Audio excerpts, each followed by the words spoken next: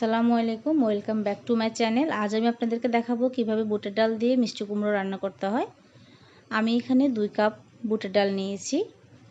আমি 4 কাপ পানি দিয়েছি, 1 চা চামচ রসুন পেস্ট, 1 চা চামচ লবণ, হাফ চা চামচ হলুদ গুঁড়ো এবং হাফ চা চামচ মরিচের গুঁড়ো দিয়েছি। আমি 20 মিনিটের জন্য ডালগুলো সিদ্ধ হতে দিব। 20 মিনিট পর আমি এখানে এখন পেঁয়াজ কুচি দিয়েছি, 5 কাপ পরিমাণ পানি দিয়েছি। ডালগুলো একটু নরম হয়ে গিয়েছে। ডাল সিদ্ধ হয়ে গেলে আমি এই পর্যায়ে দিয়ে দিচ্ছি কেটে রাখা কুমড়ো। আমি মাঝারি সাইজের একটি সবুজ কুমড়োর অর্ধেক নিয়েছি। আপনারা আপনাদের পছন্দ মতো কেটে নিতে পারেন। আমি একটু ছোট ছোট করে স্লাইস করে নিয়েছি। ছোট করে কেটে নিলে কুমড়োর ভিতরে মশলা ভালোভাবে ঢুকে। আমি 20 মিনিটের জন্য ঢাকনা দিয়ে রাখবো, কুমড়োগুলো যেন সিদ্ধ হয়ে যায়। 20 মিনিট পর আমি ফিরে এসেছি। আমি এখন কাঁচামরিচ দিয়ে দিচ্ছি। দেখুন কি সুন্দর কালার হয়েছে। আমি এখন এখানে ফোড়ন ইউজ করব। মাঝারি সাইজের একটি রসুন আমি কেটে রেখেছি কুচি করে।